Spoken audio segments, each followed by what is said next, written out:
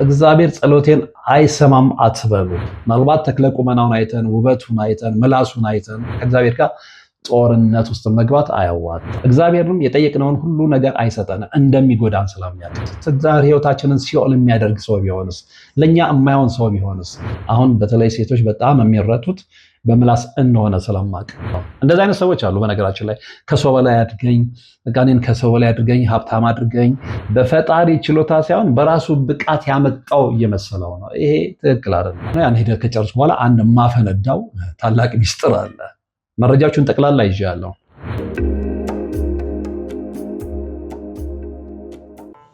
የአጋዕዝተ ቅድስት ሥላሴን 17 ዓመት በሙሉ በጭራሮ ግድግዳ መቆም መስማት ለተዋህዶ ልጆች ልብ የሚሰብር ትልቅ ሐዘን ነውና እጃችሁን ዘርጉ ባልነው መሠረት አላሳፈራችሁንም።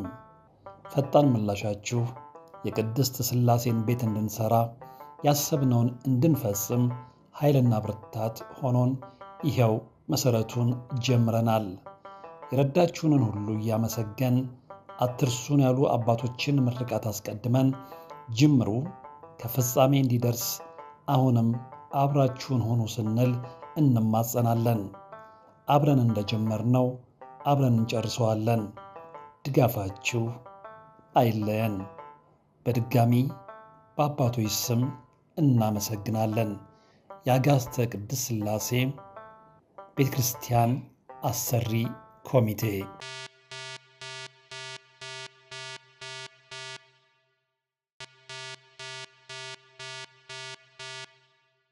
ሰላም ጤና ይስጥልን። በሀገር ውስጥና በመላው ዓለም ትገኙ ቻናል ተከታታዮች ይኸው ዛሬም በእግዚአብሔር መልካም ፍቃድ ተገናኝተናል። ለዛሬም እንግዲህ እንደተለመደው እጅግ በጣም ወሳኝ የሆነ ትምህርት ነው ይዤ የቀረብኩት። እንግዲህ ሁላችሁም እንደምታስታውሱት በተከታታይ 2 ፕሮግራሞች ላይ ዳዊተ መዝሙርን ወይም የዳዊት መዝሙርን እና ሌሎች መዝሙራትን አንስተን ያላቸውንም ጠቀሜታ ተወያይተናል። እንዴት መጸለይ እንዳለብንም ለመመልከት ሞክረናል እና በዚህ ሂደት ውስጥ እንግዲህ ሰዎች ሁሌም ደጋግመው የሚያነሱት ጥያቄ አለ። እንደውም ያንን መርሃ ግብር ከሰራው በኋላ በሀሳብ መስጫው ሳጥን ውስጥ የተጠየቁትን ጥያቄ አለ አንበብ ያለው የተወሰኑ ሰዎች እንጸልያለን፣ ለምንድነው ጸሎታችን ተሰሚነት የሌለው? ጸሎታችን ለምንድን ነው የማይሰማው የሚል ጥያቄ አንስተውልኛል እና ለእነሱም ለሌሎቻችሁም መልስ ይሆናል ብዬ አስባለሁ። ብዙ ጊዜ ሰዎች ይጸልዩ ይደክሙና ጸሎታችን አልተሰማም ብለው ሲያስቡ ሲማረሩ ይደመጣሉ እና ለምንድን ነው ጸሎታችን የማይሰማው? እንግዲህ ጸሎታችን የማይሰማበትን ምክንያት ነው ዛሬ የምነግራችሁ። መፍትሄ ግን አለው። ምናልባትም ደግሞ እየተሰማ እኛ ግን እየተሰማ እንዳልሆነ ገምተን እስከሆነ ለማንኛውም ጸሎታችን የማይሰማው ለምንድን ነው የሚለውን መርሃ ግብር እስከ መጨረሻው የምትከታተሉ ከሆነ ከኔ ጋር ቆይታችሁ ማለት ነው መልሱን ታገኙታላችሁ። ስለዚህ እጅግ ወሳኝ የሆነ መርሃ ግብር ነውና እስከ ፕሮግራሙ ፍጻሜ አብራችሁኝ እንድትሆኑ በትህትና እጠይቃለሁ። ጸሎታችን የማይሰማው ለምንድን ነው? እንግዲህ ጸሎት ለምን እንደማይመለስ ወይም ደግሞ እንደማይሰማ የሚሰማን ስሜት በጣም ከባድና ውስጥን የሚሰብር ነው። ይህ ጥያቄ እንግዲህ በብዙ ሰዎች አእምሮ ውስጥ የሚመላለስ ጥልቅ የሆነ መንፈሳዊ ጥያቄ ነው። ብዙዎች ይህን ይጠይቃሉ። ለምንድን ነው ጸሎት የማይሰማው? 1 ዓመት ጸልያለሁ፣ 2 ዓመት፣ 10 ዓመት፣ 16፣ 20 ዓመት ግን በፍጹም የኔን ጸሎት እግዚአብሔር ሊሰማ አልቻለም ነው። እግዚአብሔር ጸሎት ይሰማል። የመጀመሪያው እግዚአብሔር ጸሎቴን አይሰማም አትበሉ። እግዚአብሔር ጸሎት ይሰማል። ነገር ግን እኛ ምናልባት መንገዱን አላወቅንበት እስከሆነ ለዛም ነው ያንን መንገድ ልጠቁማችሁ የዛሬውን መርሃ ግብር ያዘጋጀሁት። ስለዚህ ጸሎታችን ያልተሰማ ወይም ደግሞ የዘገየ የሚመስልባቸውን ምክንያቶች መመልከት ወሳኝነት ይኖረዋል። እንግዲህ አንደኛው ምንድነው? የእግዚአብሔር ጊዜና የኛ ጊዜ አለመጣጣም ነው። እኔ ብዙ ጊዜ መርሃ ግብር ስሰራ ለብዙዎቻችሁ ጥያቄ ለመመለስ ሞክራለሁ እና የኛና የእግዚአብሔር ስኬጁል ይለያያል እላለሁ ደጋግሜ እና ይሄኛውም ሐሳብ እሱን የሚያጠነክር ነው። የእግዚአብሔር ጊዜና የኛ ጊዜ አለመጣጣም። እኛ የሰው ልጆች የምንኖረው እንግዲህ በጊዜ ገደብ ውስጥ ነው። እግዚአብሔር ግን በጊዜ ገደብ ውስጥ የሚኖር አምላክ አይደለም። ስለዚህ እኛ በጊዜ ገደብ ውስጥ ስለምንኖር ያሰብነው የጠየቅነው ሁሉ አሁኑኑ እንዲሳካልን እንፈልጋለን። ያ ደግሞ አይሆንም። ምክንያቱም ፈጣሪ ከጊዜ በላይ ስለሆነ፣ አምላክ ከጊዜ በላይ ስለሆነ ከጅምሩ እስከ መጨረሻው ያለውን ነገር ይመለከታል በራሱ መነጽር። ልዩነታችን ያ ነው። ስለዚህ የመጀመሪያው ምንድነው? የእኛና የእግዚአብሔር ጊዜ ስለማይጣጣም የእሱን የጊዜ ስኬጁል እኛ ስለማናቀው በትዕግስት መጠበቅ ይኖርብናል። ለጸሎታችን መልስ ማለት ነው። እዚህ ጋር አብራርተን መመልከት እንችላለን። እንግዲህ አንዳንድ ጊዜ የምንጠይቀው ነገር ለእኛ የሚጠቅመው ዛሬ ሳይሆን ምናልባት ወደፊት ሊሆን ይችላል። እኛ ግን አሁን እንዲፈጸም ነው የምንፈልገው። ለምሳሌ ከ5 ዓመት በኋላ ሊሆን ይችላል ያ ነገር የሚጠቅመን። ጸሎቱ አልተሰማም ሳይሆን ጊዜው ዘግይቷል ነው የሚባለው። ጸሎት ያልተሰማም አይደለም፣ ጊዜው ገና ነው፣ ጊዜው ዘግይቷል። ነገር ግን የኔ ጊዜ ይመጣል፣ ጸሎት የሚመለስበት ጊዜ ይመጣል ብለን ነው ልናስብ የሚገባው። ለምሳሌ አንድ ተማሪ፣ አንድ ዩኒቨርሲቲ ተማሪ ዛሬውኑ ትምህርቱን ጨርሶ ዛሬውኑ ዲግሪው ይሰጠኝ ቢል ዛሬውኑ ዲግሪው አይሰጠው። ምክንያቱም ትምህርቱን መጨረስ ይኖርበታል፣ ጊዜውን መጠበቅ ይኖርበታል። ትምህርቱን አጠናቆ ብቁ እስከሚሆን ድረስ መጠበቅ ይኖርበታል እንጂ ዛሬውኑ ገብቶ ዛሬውኑ ስለተመኘ አይሰጠውም። ስለዚህ በዚህም አንጻር መመልከት ይኖርብናል። ሁለተኛው እንግዲህ ጸሎታችን የሚዘገይበት ወይም ደግሞ ያልተሰማ የሚመስለን በምንድን ነው? ለጥቅማችን ስለማይሆን ነው። ይሄ ማለት ምንድን ነው? አንዳንድ ጊዜ የምንጠይቃቸው ነገሮች ውጫዊ ገጽታቸው ያምራል እንጂ ውስጣዊ ጉዳት ሊኖረው ይችላል። ይሄንን ልብ ብላችሁ ስሙ። ውጫዊ ነገሩ የለመነው ነገር ውጫዊ ነገሩ ሊያምር ይችላል፣ ግን እየቆየ ሲሄድ ውስጣዊ ነገሩ ሊጎዳን ስለሚችል እግዚአብሔር ደግሞ ያንን ይመለከታል። ከመጀመሪያው እስከ መጨረሻው ይመለከታል ብለን የለ። ስለዚህ አስተሳሰባችን እኮ ስለሚለይ ነው። እግዚአብሔር የሚያስብበት መንገድና እኛ የምናስብበት መንገድ ስለሚለያይ ነው ጸሎታችን ያልተሰማ የሚመስለን እና እኛ የምናየው የዛሬውን ደስታ ብቻ ነው። ፈጣሪ ግን የነገውን መዘዝም ያየዋል። ጸሎታችንን ሰምቶ ያንን ነገር ቢሰጠን ነገ ያ ነገር ሊያመጣው የሚችለውን መዘዝ ስለሚያውቅ አውቆ ያዘገየዋል። ሁለተኛው ይሄኛው ነው። በምሳሌ መመልከት እንችላለን። ለምሳሌ የብዙዎቻችን የጋራ ችግር የሆነው ምንድነው? ወላጆቻችን ጋር ቁጭ ብለን የወላጆቻችንን እንጀራ እየበላን እነሱ ያዘጋጁልን አልጋ ላይ እየተኛን ምናምን ፊል ልናደርግ እንችላለን። እንደ ወጣት እድሜው እንደሄደ ወጣት እና እስከ መቼ በቤተሰብ ጥገኝነት ልኖር እችላለሁ? ስለዚህ ፈጣሪ ምን አለ ነገውኑ ስራ ብትሰጠኝ። ይሄ የብዙ ወጣቶች ማማረሪያ ነው። እግዚአብሔር ስራ መስጠት አቅቶት አይደለም። ሰዎች እግዚአብሔር ስራ መስጠት አቅቶት አይደለም። ምናልባት ያንን ስራ ቢሰጣችሁ ያ ስራ ይዞት የሚመጣው ገንዘብ ይዟችሁ የሚጠፋ እስከሆነ እግዚአብሔር ከመጀመሪያው እስከ መጨረሻ ሁሉን ማየት የሚችል አምላክ ስለሆነ ለዛ ነው የሚያዘገየው። በዛ ስራ አማካይነት ጤናችሁ ሊታወቅ ከቻለስ ያ ስራ ለእናንተ ከደስታ ይልቅ ሀዘንን ይዞ የሚመጣ ስራ ከሆነስ ለእናንተ አይታያችሁም እንጂ ለእግዚአብሔር ይታየዋል። ስለዚህ ስለማይጠቅመን ነው። እዚህም ላይ እግዚአብሔር ጸሎታችንን አልሰማም አይደለም የሚባለው፣ ጊዜው ዘገየ ነው። በቃ እግዚአብሔር የራሱ ምክንያት ሊኖረው ይችላል ይላሉ። በተለይ መንፈሳዊ ህይወት ላይ በጣም ጠንካራ የሆኑ ሰዎች የሆነ ነገር ጠይቀው ሳይሳካ ሲቀር አይ በቃ ያ ነገር ለእኔ ላይሆን ስለሚችል ነው እግዚአብሔር የከለከለው ብለው ነው ፖዘቲቭሊ የሚያስቡት። ኔጌቲቭሊ የሚያስቡትስ መንፈሳዊ ህይወት ያልገባቸውስ በቃ እግዚአብሔር እኔን አይወደኝም፣ የሌሎችን ጸሎት ይሰማል የኔን ጸሎት አይሰማም ብለን ከእግዚአብሔር ጋር ጦርነት ነው። ከእግዚአብሔር ጋር ጦርነት ውስጥ መግባት አያዋጣም። ፖዘቲቭሊ ማሰብ ነው የሚያዋጣው። እግዚአብሔር ለኛ የሚያስፈልገንን ነገር ከኛ በላይ ያውቃል። ብዙዎቻችን የማናውቀው ያ ነው። እግዚአብሔር ለኛ የሚያስፈልገንን በደንብ ጠንቅቆ ያውቃል። ጠንቅቆ መቼ እንደሚሰጠን እንዴት እንደሚሰጠን ሁሉ ጠንቅቆ ያውቃል። ያንን እኛ ብዙዎቻችን ስለማናቅ ነው የሆነ ነገር ጠይቀን ሲዘገይብን እግዚአብሔርን የምናማረረውና ያ ትክክል አይደለም። እዚህ ላይ ምሳሌ ብንመለከት ለምሳሌ ፈጣሪ ልክ እንደ አፍቃሪ ወላጅ ነው። እንግዲህ ቤተሰብ ለልጁ ያለውን ፍቅር ታውቃላችሁ። አምላክ ደግሞ ከዛ በላይ ነው። የአምላክ ፍቅር ደግሞ ከዛ በላይ ነው እና እናንተ የሚወዳችሁ ቤተሰቦቻችሁ ብትፈልጉ ስለታማ ቢላዋ ሕፃን ሆናችሁ ይሰጧችኋል ወይ? በምንም ተአምር አይሰጧችሁ። የፈለገ ቢወድህ የፈለገ ቢያፈቅርህ አባትህ ወይም እናትህ በሕፃንነትህ ስለፈለክ ብቻ ስለታማ ቢላዋ አይሰጡም፣ እንደሚጎዳ ስለሚያውቁ። እግዚአብሔርም የጠየቅነውን ሁሉ ነገር አይሰጠንም፣ እንደሚጎዳን ስለሚያውቅ ሲያስፈልገን ብቻ ነው የሚሰጠን።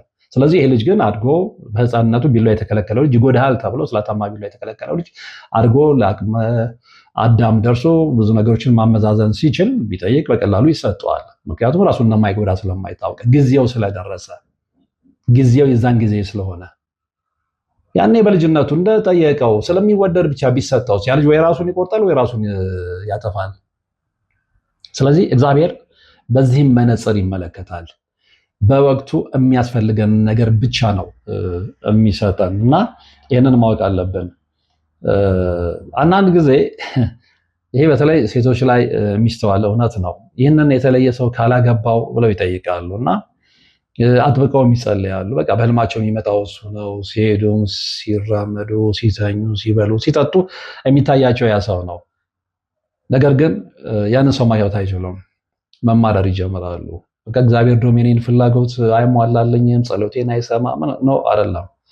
ምናልባት ያ ሰው በህይወታችን ውስጥ ሲገባ ወደፊት የሚጎዳና ሰው ቢሆንስ፣ ትዳር ህይወታችንን ሲኦል የሚያደርግ ሰው ቢሆንስ፣ ለኛ የማይሆን ሰው ቢሆንስ፣ ምናልባት ተክለ ቁመናውን አይተን ውበቱን አይተን ምላሱን አይተን፣ አሁን በተለይ ሴቶች በጣም የሚረቱት በምላስ እንደሆነ ስለማቅ ሴቶችን በቀላሉ ጮሌ ምላስ ያታለላቸዋል። ይህንን ያልኩበትን ምክንያት በቅርቡ መቼ እንደሆነ አላውቅም የሚቀር ሂደት ስላለ ነው። ያን ሂደት ከጨርሱ በኋላ አንድ የማፈነዳው ታላቅ ሚስጥር አለ። መረጃዎቹን ጠቅላላ ይዣለሁ። መረጃዎቹን ጠቅላላ እና ወንድ ልጅ በተለይ ምላሳም የሆነ ወንድ ልጅ ሴቶችን በምን አይነት ሁኔታ በቀላሉ እንደሚያታልላቸው እጄ ላይ የገባው መረጃ የሚያሳይ ነው። እሱም ጊዜው ሲደርስ በማስረጃና በመረጃ የምንመለከተው ይሆናል እና ወደ ምሳሌያችን ስንመጣ ግን ይህንን የተለየ ሰው ካላገባው ብለሽ ስትጠይቂ ያንን ሰው ማግባት ካልቻልሽ ወይም ደግሞ ጸሎትሽ የማይሰማ ከሆነ አትማረሪ። ምናልባት ያ ሰው ለአንቺ የማይሆን ሊሆን ይችላል። እግዚአብሔርን ከአንቺ የበለጠ የሚያስፈልግሽን የትዳር አጋር ስለሚያውቅ ይሆናል ያንን ሰው በህይወትሽ ውስጥ ጣልቃ እንዲገባ ያልፈቀደለት።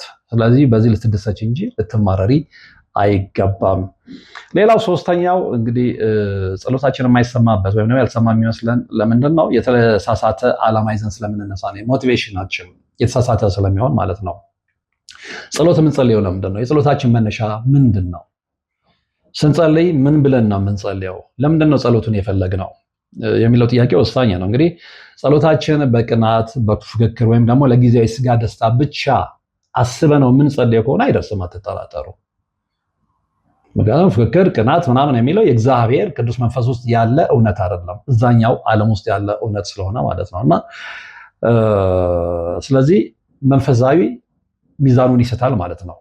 ስለዚህ እግዚአብሔር ለዚህ ደግሞ ተባባሪ አይደለም። ለምሳሌ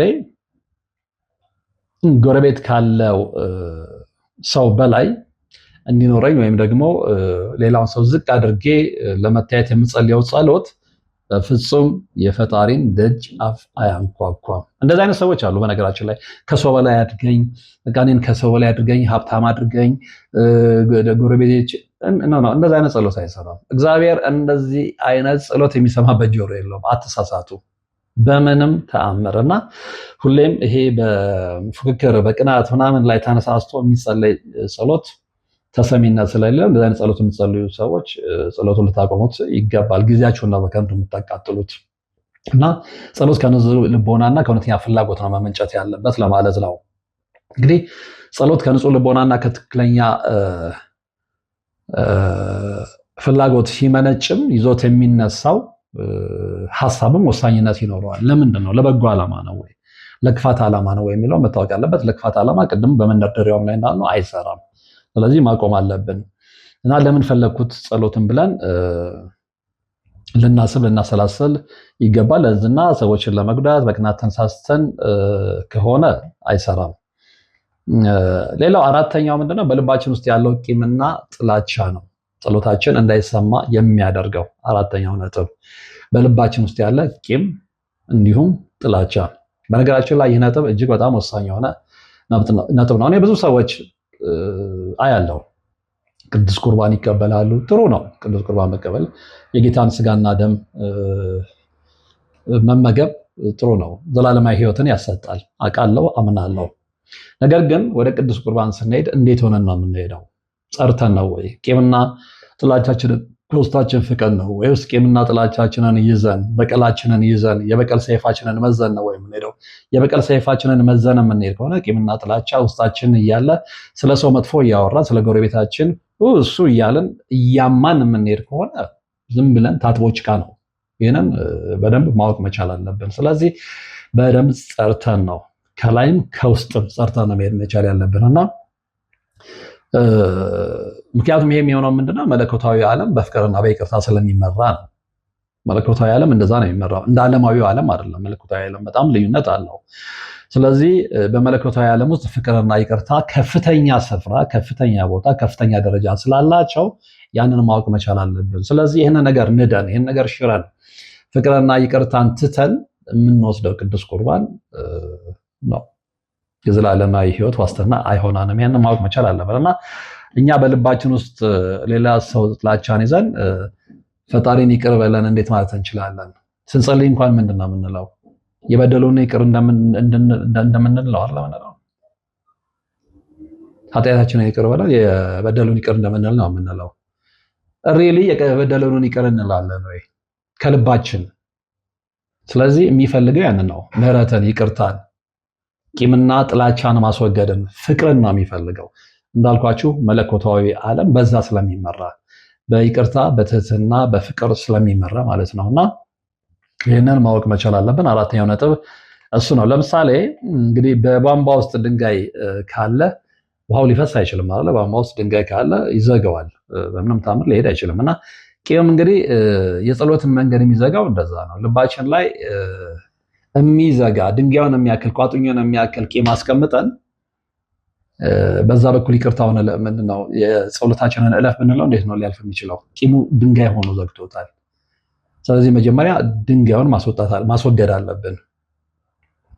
ድንጋዩ ምንድነው? ቂማችን ነው፣ ጥላቻችን ነው፣ በቀላችን ነው። ያንን መጀመሪያ ማስወገድ አለብን። ልክ ያንን ስናስወገድ እግዚአብሔር ጸሎታችንን ይሰማዋል ማለት ነው። የጸሎታችን መንገድ ይከፈታል ማለት ነው። ምክንያቱም በልባችን ውስጥ ያለው ቂም ወይም ጥላቻ ከመንፈሳዊ ንጽህና ጋር በቀጥታ የተያዘ ስለሆነ ማለት ነው። አለበለዛ ግን የፈጣሪን ምሕረትና በረከት መጠየቅ እንደ ቅራኔ ነው የሚታየው፣ ቂምንና ጥላቻን ይዘን ማለት ነው። ቂም በጸሎትና በፈጣሪ መካከል እንግዲህ እንደ ግድግዳ ሆኖ ይቆማል ማለት ነው። ግድግዳ ሆኖ ይቆማል እና እኛ የበደሉን ይቅር እንደምንል ሁሉ እኛ ምላሽ ለማግኘት ልባችንን ከቂም ማጽዳት ይኖርብን። ለዛ ነው ግድግዳውን ለማፍረስ የቂምና የበቀል ግድግዳውን ካላፈረስን በስተቀር ከእግዚአብሔር ጋር መገናኘት አንችልም። ምክንያቱም መሀል ላይ የቆመ ግድግዳ አለ፣ ቂም የሚሉት፣ በቀል የሚሉት፣ ጥላቻ የሚሉት። ስለዚህ ያንን መጀመሪያ በፍቅር ትህትና፣ በመከባበር ድጅኖ መዳር መቻል አለብን። ያ ካልሆነ ጸሎታችን ተቀባይነት አያገኝም ማለት ነው። እንግዲህ ከአንድ ሰው ጋር ተጣልተን ይቅርታ ሳናደርግና ያንን ሰው ወይ ጉልበቱ ላይ ወድቀን አጥፍቻለሁ ሳንል እያማ ነው እየቦጨቅ ነው ከጎረቤት ጋር ሌላ በረከት እንዲሰጠን መጸለይ በእግዚአብሔር ላይ መቀለር ነው የሚሆነው ሰዎች። ስለዚህ ብንጸልይም መንገዱ የተዘጋ ነው የሚሆነው እና ይህንን ማወቅ መቻል አለብን። በፍጹም ከሐሜት መራቅ አለብን። በፍጹም ያ ሰው ምንም ይበድለን፣ ምንም ያድርገን፣ ምንም ያስቀይመን፣ ይቅር ለእግዚአብሔር መባባሉ ወሳኝነት አለው። ይቅር ለእግዚአብሔር፣ ምክንያቱም ፍርድ ሰጪው እግዚአብሔር ነው እንጂ እኛ አይደለንም። የሰማዩ አምላክ ነው ፍርድ የሚሰጠው እንጂ እኛ አይደለንም። ለእኛ ማን መብት ሰጠን? ስለዚህ ፍርድ እንዲሰጥ ለእሱ ትተን ይቅር ተባብለን ወደ ጸሎታችን የምንመለስ ከሆነ ጸሎታችን ተሰሚነት ይኖረዋል። አለበለዚያ ግን ከጎረቤታችን ጋር ውሃ በሬ ላይ ደፋሽ በሚል ሰበብ የተመረጫጨቅን ልጅ ነው ይዘን እየወጣን ካልተገዳደልን እየተባባለን ጠዋት እንደገና ሄደን ቤተክርስቲያን የምንጸልይ ከሆነ ቀልድ ነው የሚሆነው። መመላለስ ዝም ብሎ ትርፉ ድካም ነው የሚሆነው። ስለዚህ መጀመሪያ ይቅርታ ልብ ሊኖረን ይገባል ማለት ነው። ሌላውና ብዙ ሰዎችን የሚጎዳው ምንድነው? ጥርጣሬ ነው፣ እምነት ማጣት። ብዙዎቻችን እንዳለመታደል ሆኖ በእምነት ማጣት ውስጥ ነው የምንመላለሰው። ስለዚህ በእምነት ማጣት ውስጥ የተመላለሰን እንዴት ነው ጸሎታችን ሊሰማ የምንፈልገው ሊሰማ የምንጠብቀው? እና በፍጹም እምነት ማጣትን ከውስጣችን ውስጥ ልንሰርዘው ያስፈልጋል። እና ምክንያቱም ጸሎት ማለት ከፈጣሪ ጋር የሚደረግ ንግግር ብቻ ሳይሆን እንግዲህ በእርሱ ላይ የሚጣል ሙሉ እምነት ነው። ከእሱ ጋር ብቻ ንግግር ማድረግ አይደለም። እሱ ላይ የምንጠለው ምንም ጥርጥር ሳንጠራጠር በ100% ልባችን የምንጥለው እምነት ነው። ያንን ማወቅ መቻል አለብን እና ይሰማኝ ይሆን ሊያደርግልኝ ይችላል በሚል ጥርጣሬ ውስጥ ገብተን የምንጸልየው ጸሎት ተቀባይነት የለውም። ምክንያቱም እነዚህ ጥርጣሬዎች የጸሎትን ኃይል ያዳክማሉና። ለምሳሌ እንግዲህ በአንድ ተራራ ወይም ትልቅ ተራራ ፊት ቆመናል እንበል እና ተራራው እንዲነሳ እየጸለይን በልባችን ግን ይሄማ የማይሆን ነገር ነው፣ እንዴት ይሆናል፣ ከተፈጥሮ ውጪ ነው ብለን የምናስብ ከሆነ ጸሎታችን እምነት ጎድሎታል ማለት ነው። ስለዚህ በእምነት አመር ያንን ተራራ ተነስተ ሄድ ብንለው ሊሄድ አይችልም። እምነት ማለት እንግዲህ የሚታየውን ሳይሆን የማይታየውን ኃይል ማመን ነው። ሳይሆን የሚያምኑ ብፁዓን ናቸውም ተብሏል አይደል? ስለዚህ እሱን በልባችን ውስጥ ይዘን ያለ ጥርጣሬ ነው መጸለይ ያለብን። ጸሎት በእምነት ላይ የተገነባ ድልድይ ነው ይላሉ አባቶች። ግልጽ ነው፣ እውነት ነው። ይሰማኝ ይሆን፣ ሊያደርግልኝ ይችል ይሆን ወይስ ሳያደርግልኝ ይሆን ብለን መጠራጠር እንዳልነው የጸሎትን ኃይል ስለሚያዳክም ስንጸልይ እንደሚደረግልን ሙሉ እምነት ይዘን ነው መሆን ያለበት። ጥርጣሬ ጸሎት ውስጥ ካለ እንግዲህ ልባችን በሁለት ሀሳብ እየተከፈለ ጸሎቱ ጸንቶ ሊቆም አይችልም ማለት ነው። ስለዚህ ይህንን በደንብ ማወቅ መቻል አለብን እና ነጥቦቹን ካምፓይል አድርገን ስንመለከታቸው የምንደርስበት እውነት ምንድን ነው? ጸሎት ትዕግስትን፣ ንጹህ ልብን፣ ፍቅርንና ጽኑ እምነትን ይፈልጋል። እነዚህን ይዘን ነው መጸለይ ያለብን። ጸሎታችን ለምን አይሰማም ለምትሉ ማለት ነው። ጸሎታችን አይሰማም። 10 ዓመት ገዳም ተብላልሻለሁ፣ 10 ዓመት ወጥቻለሁ፣ ወርጃለሁ፣ 10 ዓመት እንዲያርጋለሁ፣ 16 ዓመት እንዲያርጋለሁ፣ 16 ዓመት እንትን ሱባኤ ይዤ ነበረ እንዲሆን የነበር ግን እስካሁን ህይወት ያልተለወጠም። እንዴ በውስጣችን ያለውን ቂም ሳንሰርዝ እንዴት ነው ህይወታችን የሚለወጠው? እየተጠራጠረን 10 ዓመት አሳልፈ እንዴት ነው ህይወታችን የሚቀየረው? እንዴት ነው እግዚአብሔር ሊሰማን የሚችለው? ጓደኛችን ላይ ክፋት ይዘን እንዴት ነው ልንለወጥ የምንችለው? እንዴት ነው ጸሎታችን 10 ዓመት አይደለም እድሜ ልካችንን ብንጸልይ እርግጠኛው የምነግራችሁ እድሜ ልካችንን ጠዋት፣ ማታ፣ ሌሊት እነዚህን ነገሮች ክፋትን፣ ምቀኝነትን፣ ጥላቻን፣ ቅናትን በውስጣችን ይዘን እድሜ ልካችንን ብንጸልይ አይሳካልንም። ይሄንን አወቁ። ስለዚህ ዝም ብሎ ጊዜ መግደል ነው የሚሆነው። መጀመሪያ ወደ ጸሎት ከመሄዳችን በፊት እነዚህ ነገሮች ማስተካከል አለብን። ልባችንን ማጽዳት አለብን። ውስጣችንን ማጽዳት አለብን። የትህትና ሰዎች ልንሆን ይገባል። እግዚአብሔር ትህትናን ያስተማረው፣ እግዚአብሔር ፍቅርን ያስተማረው፣ እግዚአብሔር ጥላቻን አላስተማረም። እግዚአብሔር ትዕቢትን ከሰው በላይ መሆንን አላስተማረም። ሁሉ ነገር የሱ ሆኖ ጽንፈ አደሙ ሁሉ የሱ ሆኖ እንኳን እግዚአብሔር ትሁት አምላክ ነው። እግዚአብሔር የፍቅር አምላክ ነው። ስለዚህ ባህሩን ሊያወርሰን ቢሞክርም እኛ ስጋዊ ማንነታችን ስለሚስበን ግን የሱን መንገድ ትተን ዓለም ወደ መራችን ነው እየደን ገደል የገባ ነውና እዚህ ላይ በደንብ ልብ ብለንን ልናስብ ይገባል። ትልቁ እንደገና በድጋሚ ላይ የምፈልገው ነገር ምንድነው? ጥርጣሬ ነው። በጣም ተጠራጣሪዎች ነን። በተለይ እዚህ ዘመን ትውልድ በጣም ተጠራጣሪ ነው። በጣም ስለዚህ ጥርጣሬን ይዞ ደግሞ ጸሎትን እንዲሆን መጠየቅ ጅልነት ነው። ሞኝነት ብቻ ሳይሆን ጅልነት ነው። የለየለት ጅልነት ማለት ነው። እንግዲህ ስለ ጥርጣሬ ስንነጋገር 3 ወሳኝ የሆኑ ነጥቦችን ማስተዋል ያስፈልጋል። አንደኛው በሁለት ሀሳብ መከፈል ነው።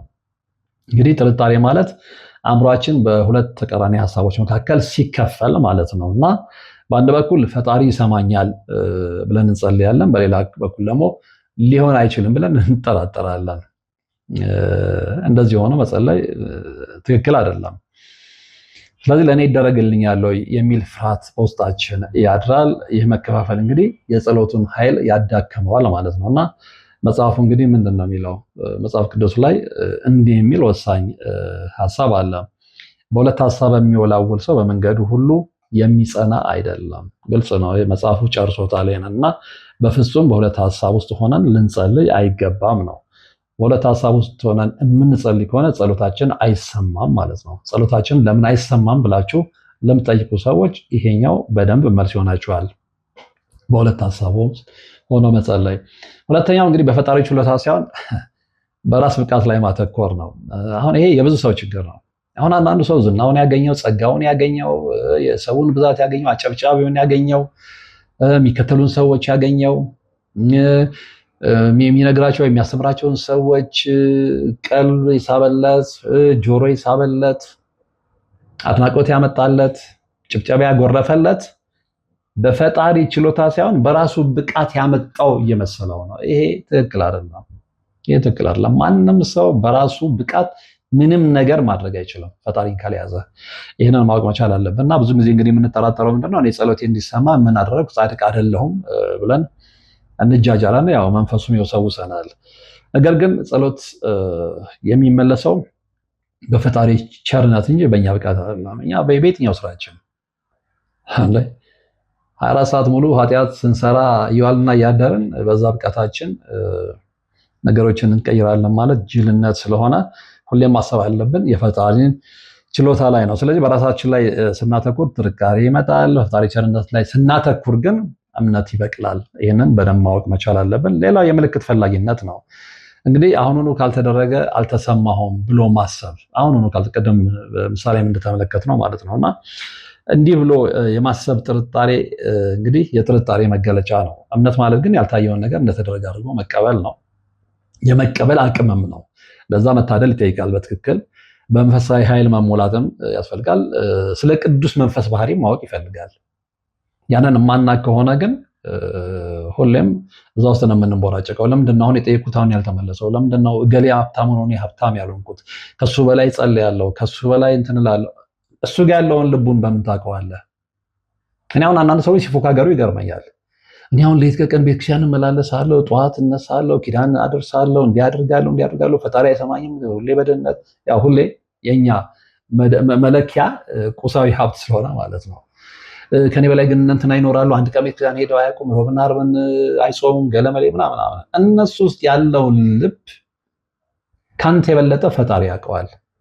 በሁለታችሁ መካከል ያለውን ልዩነት ፈጣሪ ያውቀዋል። ስለዚህ ስለ ሰዎች እርግጠኛ ሆነን መናገር አንችልም። ምልክት ፈላጊነት ደግሞ አያዋጣም። ያው የዚህ ዘመን ትውልድ ምልክት ፈላጊ እንደሆነ ጌታችን መድኃኒት ኢየሱስ ክርስቶስም አስተምሮናል። ያው አልሰማንም እንጂና ሁሌ ምልክት እየፈለግን ደግሞ የምንዘልቅ ከሆነ እንዳልነው የጸሎት ኃይላችንን ማዳከም ነው ትርፉ። እና አይቼ አምናለሁ የሚለው ሰው ሁልጊዜ እንግዲህ በጥርጣሬ ውስጥ ይኖራል ማለት ነው። አንዳንዱ ሰው ካላየው አላምንም የሚላችሁ አለ። በፍጹም ካላየው የሆነ ነገር ሲፈጸም ካላየው ሁሉ ነገር በዶን ሳይንስ ስለሆነ ለሱ ማለት ነው። ስለዚህ ከነዛ አይነት ሰው ጋር በክርክር ጊዜ ማቃጠል አያስፈልግም። እኛ ግን ሳናይም እናምናለን። ጥርጣሬን ግን እንዴት ነው ለማሸነፍ የምንችለው? ጥርጣሬን ለማሸነፍ ምን ማድረግ ነው የሚቻለው? አንደኛው ትንሽ እምነት ይበቃል። እንግዲህ እንደ ሰናፍጭ ቅንጣት የምታክል ትንሽ እምነት ተራራን እንደምታንቀሳቅስ መጽሐፍ ቅዱሳችን ይነግረናል። እና ያንን አምኖ መቀበል ነው። ፍጹም ለመሆን አንጨነቅ። ፍጹም ማንም ሰው ፍጹም መሆን ስለማይችል ባለን አቅም እንተማመን። ባለን አቅም እና ትንሽ እምነት በቂያችን ነው። እንዳልኳችሁ የሰናፍጭ ቅንጣት ያለ እምነት ቢኖራችሁ አይደል የተባለው። ግን ምን ያህሎቻችን ነው የሰናፍጭ ቅንጣትን ያለ እምነት ያለን? ሁሌ በጥርጣሬ ዓለም ውስጥ አይደለም የምንዋዥቀው። ስለዚህ እሱን ማስተካከል ይኖርብናል ነው። ሌላው ምስጋናን ማዘውተር አለብን። ሁሌም የሚያመሰግኑ ሰዎች በነገራችን ላይ የሚቀናባቸው ሰዎች ናቸው፣ እድለኞች ናቸው። አንዳንድ ሰው በተፈጥሮ አገኘም አላገኘም፣ በላም አልበላም፣ ጠጣም አልጠጣም፣ ተራበም አልተራበም፣ ለበሰም ተራቆተም ሁሌም ያመሰግናል። በዚህ ካልቀናችሁ በማን ይቀናል? በእንደዚህ አይነት መንፈሳዊ ህይወት ካልተቀና በማን ነው የሚቀናው? እንዲህ አይነት ህይወት ያላችሁ ሰዎች እድለኞች ናቸው። ሁሌ የምታመሰግኑ ሰዎች እድለኞች ናቸው። ስለዚህ ምስጋናን ማዘውተር ይኖርብናል፣ ጸሎታችን እንዲሰማ የምንፈልግ ከሆነ ማለት ነው። እና ያልተደረገልንን ከመጠራጠር ይልቅ የተደረገልንን እናስብ። አሁን አንዳንዱ ያልተደረገለትን ብዙ ነገር እያሰበ ነው ያለው። አጠገብ እኮ ቢቆጥረው ቁጭ ብሎ አቤት ስንት የተደረገለት ተአምር እኮ አለ፣ ስንት እግዚአብሔር ያሳካለት ነገር እኮ አለ። እሱ አይታየውም። የሚታየው ምንድነው? ሌላ ያልተደረገለት ነገር ነው የሚታየው። ስለዚህ እሱ ትክክል አይደለም። ያልተደረገልንን ነገር ከመጠራጠር ይልቅ የተደረገልንን ነገር እያሰብን ማመስገን ጥርጣሬን ያጠፋል፣ በእግዚአብሔርም ዘንድ ዋጋ ያሰጣል። ይህንም ልብ እንድትሉ ያስፈልጋል። ሌላው ምንድነው? ለጥርጣሬያችን መጸለይ ይኖርብናል እና አምናለሁ አለማመኔን ተገንዘበኝ ብሎ መጸለይ ራሱ ትልቅ የእምነት እርምጃ ነው። አምናለሁ አለማመኔን ግን በቃ ከውስጥ ያጥፋልኝ፣ ያንን ጥርጣሬን አጥፋልኝ ብሎ መጸለይ ትልቅ የእምነት እርምጃ ነው እና እዛ ላይ ትኩረት አድርገን ልንጸልይ ይገባል። እንግዲህ በአንድ ጉዳይ ላይ የጸለይን ይሆን አይሆን የሚል ስሜት እየተፈታተነን ከሆነ ያንን ለማስወገድ ለፈጣሪ ደጋግመን መንገድ ይኖርብናል። ፈጣሪ እኔን ይሰማኛል ወይ ከሚለው ይልቅ አዎ በእርግጠኝነት ይሰማኛል ወደሚለው ማዘንበሉ ግድ ይለናል ማለት ነው እና ይሄ በነገራችን ላይ የብዙዎች ጥያቄ ነው። ፈጣሪ ይሰማኛል? የብዙዎች ጥያቄ ነው። በጣም የብዙዎች እና እንደውም በቢሊዮን የሚቆጠሩ ሰዎች ባሉበት በዚህ ዓለም ውስጥ አንዳንዶች የኔ ድምፅ ምን ልዩ ያደርገዋል ብለው ከራሳቸው ጋር ሙግት የሚገጥሙ አሉ። የዓለም ሕዝብ እንግዲህ በቢሊዮን የሚቆጠር ማለት 7-8 ቢሊዮን ይደርሳል ተብሎ ነው የሚገመተው። ስለዚህ ከዚህ ሁሉ ውስጥ እንዴት ነው ፈጣሪ የኔን ድምፅ ለይቶ ለኔ የሚያደርግልኝ? አንድ እውነት ልንገራቸው። ህዝብ የተሰበሰበበት የህዝብ ማሳ ውስጥ ሆናችሁ ህዝብ በጣም የተጨናነቀበት ውስጥ ሆናችሁ ያ ሁሉ ሰው ቢንጫጫ ወላጅ አባታችሁ ከዛ ሁሉ ከሚንጫጫው ሰው ውስጥ አይኑን ጨፍሮ የእናንተን ድምፅ መለየት ያቅተዋል? እኔ ልጄን ድምፅ አሁን የፈለገ ሰው ቢሰበሰብ እንደፈለጉ ሚንጫጩ ከዛ ሁሉ ጫጫታ ውስጥ የልጄን ድምፅ ለይቼ መስማት ያቅተኛል? ፈጣሪ ደግሞ ከዛም በላይ አባት ነው።